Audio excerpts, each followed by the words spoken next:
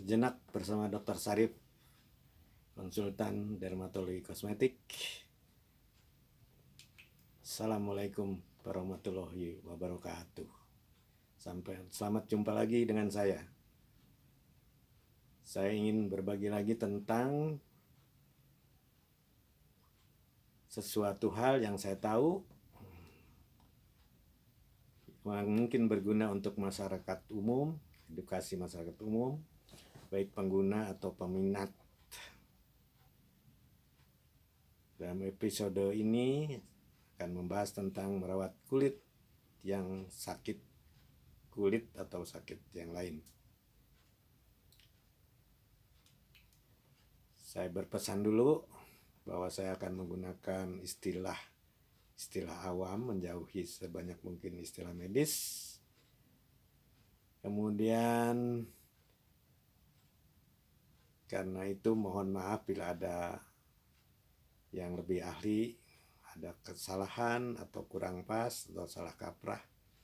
Saya cuma ingin membantu edukasi, bukan untuk menyalahkan siapa-siapa. Jenis perawatan pada yang kulit sakit itu ada dua macam. Tentunya perawatan secara umum, seluruh badan, dan perawatan untuk kulit yang sakitnya.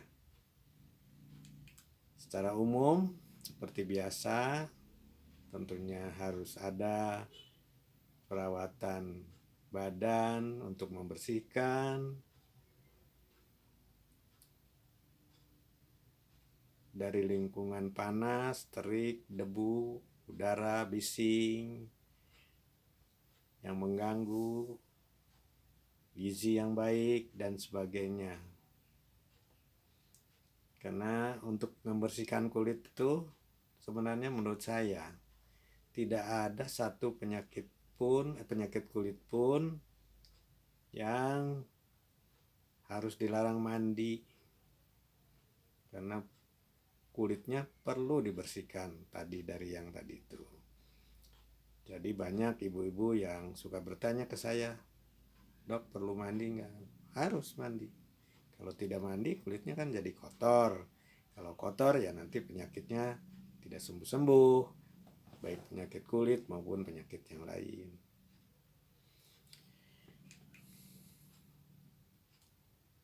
Mandinya pakai apa, Dok? Ya pakai sabun. Pilihnya sabun yang bagaimana? Pilih sabun yang tidak memperberat penyakit kulitnya. Kenapa? Karena ada sabun yang malah memperberat penyakit kulit tertentu.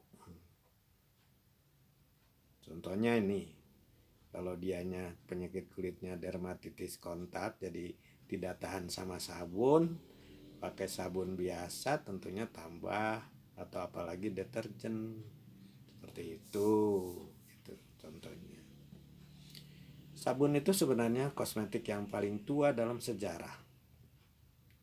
Sudah ada semenjak sebelum Fir'aun, 4000 tahun sebelum Masehi.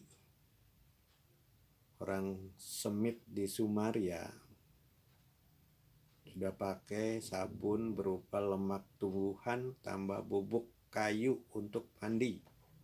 Tuh kan, dia pakai lemak dari daun-daunan ditambah bubuk-bubuk, dia mandi membersihkan. Sabun sendiri berasal dari kata sapo, Yunani. Jadi kita kenal juga saponifikasi, yaitu membersihkan.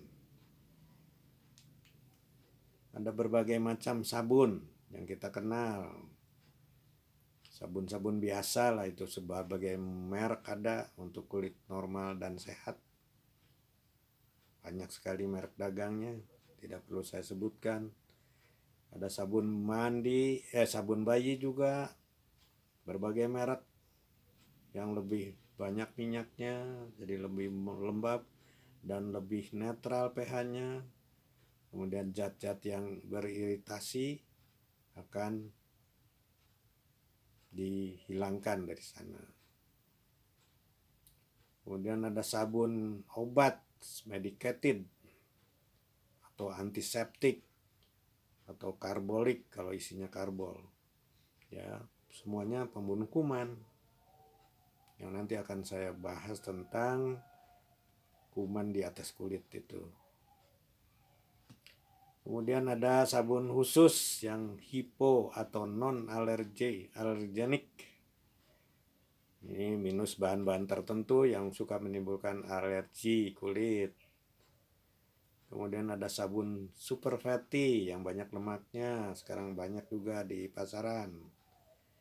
Kemudian sabun deodoran, ada sabun transparan, ada sabun netral, ada juga. Ya, gunanya seperti yang mungkin ditujukan kepada orang-orang yang seperti itu. Itu perawatan umum. Selain diet, istirahat dan sebagainya ya. Sekarang perawatan khusus. Untuk lesi kulit atau kelainan kulit atau penyakit kulit tertentu, kita perlu membersihkan luka. Untuk penyakit tertentu kita perlu ngompres. Untuk penyakit tertentu mungkin perlu juga penekanan peradangan dan sebagainya. Saya alas dulu tentang bagaimana merawat kulit dengan pembersihan. Jadi ada prinsip dasar dermatoterapi ya kalau untuk pengobatan kulit. Yang kita sebagai dokter kulit harus selalu pegang. Saya mendapatnya dari Profesor Dr. Ardi Juanda dan Dr. Mokhtar Hamzah di FKUI RSCM dulu, bahwa kalau kelainan kulitnya basah harus dirawat secara basah. Kalau kelainan kulitnya kering harus dirawat secara kering. Kalau tengah-tengah agak basah-basah dikit, ya boleh pakai campuran air dan krim dan minyak. Krim jadinya. Contoh-contoh penyakit kulit yang basah. Eksim basah tuh, namanya juga eksim basah. Kalau bahasa medisnya madidan, keluar air, ngucur, ya, gatel, madidan nih, dermatitis. Kalau luka atau borok itu sampai keluar nanah, keluar darah di situ. Kemudian luka bakar juga melembung, suka meletus, keluar air dan sebagainya. Kemudian kalau kita kecelakaan, kebesot kulit luas, nah biasanya juga airnya keluar dengan darah. Itu contohnya. Nah, perawatan kulit yang basah ini apa? Dengan cara basah, air dikompres. Nanti caranya saya jelaskan. Sekarang contoh penyakit kulit dengan kulitnya kering, eksim kering, ya, bisul, infeksi kuman lain, punya bengkak kaki, kan itu kering. Kemudian jerawat, ada tumor, umpamanya, ya, dan sebagainya. Gimana cara merawatnya? Nanti kita berikan satu-satu. Cara basah bagaimana? Biasanya dengan air atau sebangsanya. Bisa campur di dalamnya NaCl, dicampur yang lain-lain, asid salisil dan sebagainya ya. Nah, sebenarnya ada juga yang basah yang lain, tapi hati-hati. Alkohol umpamanya.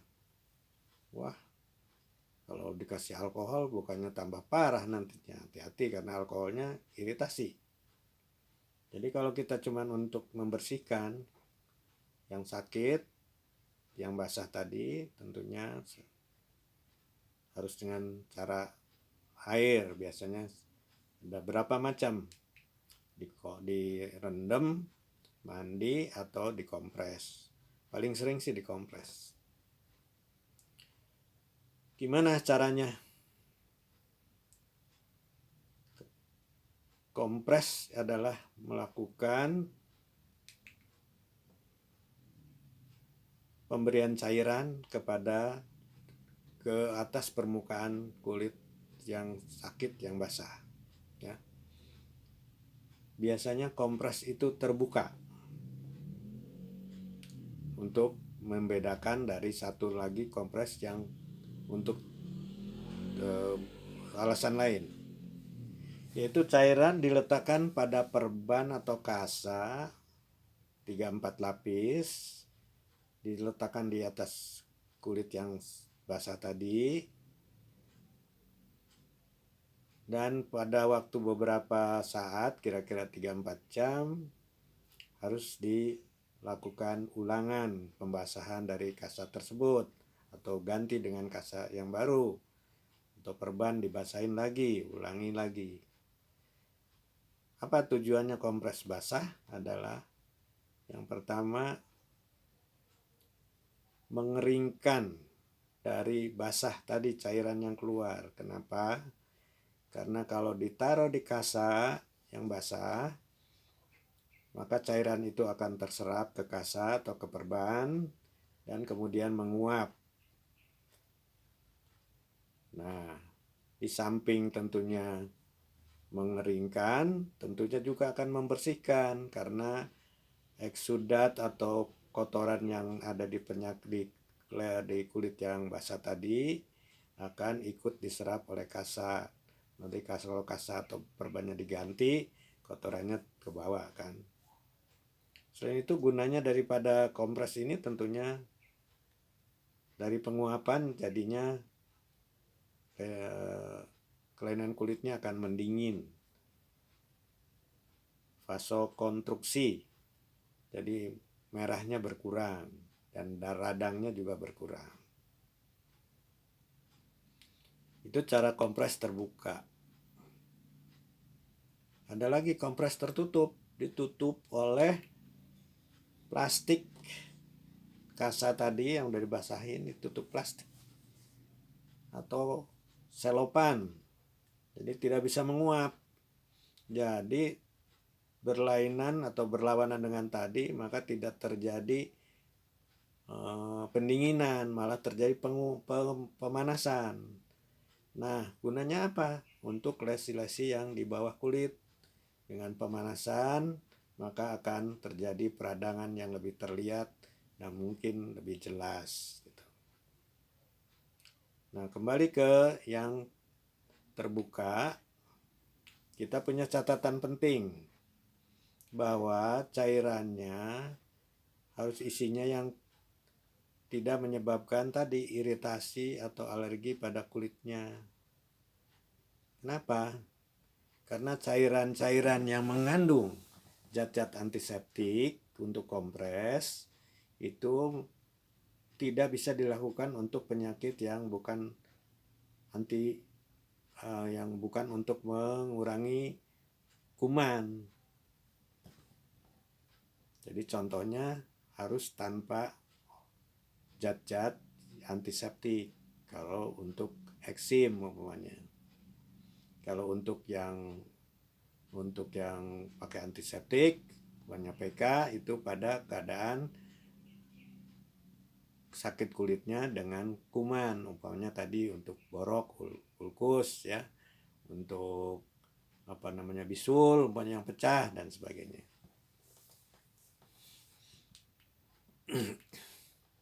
Kapan kompresnya dihentikan? Dihentikan kalau tidak basah lagi dan udah bersih lukanya. Diganti dengan krim atau salep. Tapi kalau udah jadi krim atau salep, makanya harus ada obatnya di dalamnya. Perawatan kedua adalah proteksi. Ini hanya pada penyakit-penyakit kulit yang ada hubungan penyebabnya dengan yang kita mau proteksi, misalnya sinar ultraviolet, Jadi seperti kita tahu, sinar ultraviolet bisa menyebabkan penyakit flek hitam di muka, banyak contohnya. Jadi kalau kita berikan obat flek, maka proteksinya diperlukan supaya tidak tambah hitam.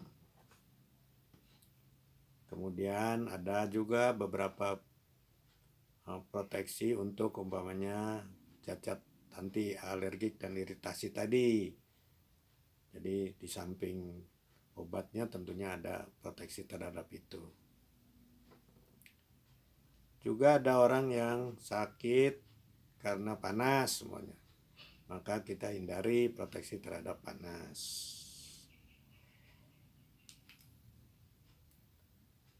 Macam protektor kulit alamiah juga bisa dipakai, seperti topi, payung,